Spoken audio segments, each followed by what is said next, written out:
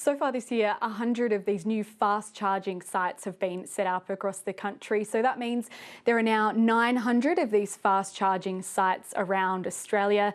That's in addition to around 3,000 regular charging sites. So they're not quite as powerful or fast. And then of course, other ways that people charge their EVs as well, perhaps at home.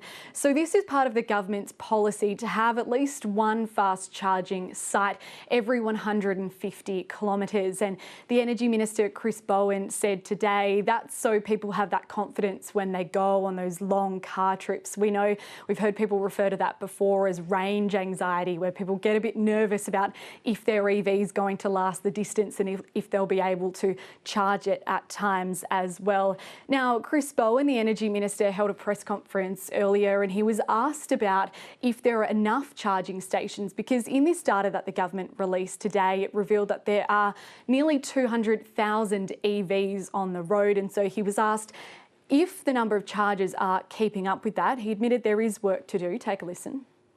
EVs don't need charging all the time or at every stop. You can obviously time your charging now, but what I want to do is see more EV chargers roll out to keep up with that very strong growing EV demand. So I agree with you in that respect. There's more to do. Now, the timing of this data release is interesting because the government's new vehicle efficiency standards have been in the spotlight. The government held a press conference last week with some bosses of some major car manufacturers saying that they got their support for these standards. And this is, it did announce a watering down of those standards, which is to do with the fuel efficiency expected of cars across their fleet to help lower emissions. And so if car companies don't meet those targets, then they'll be penalised for that.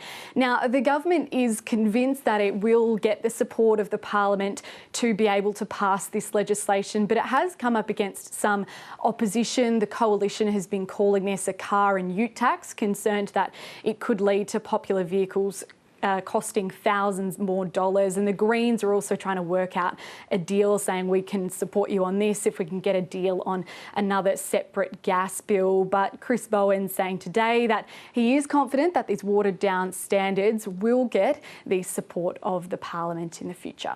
Evelyn, thank you.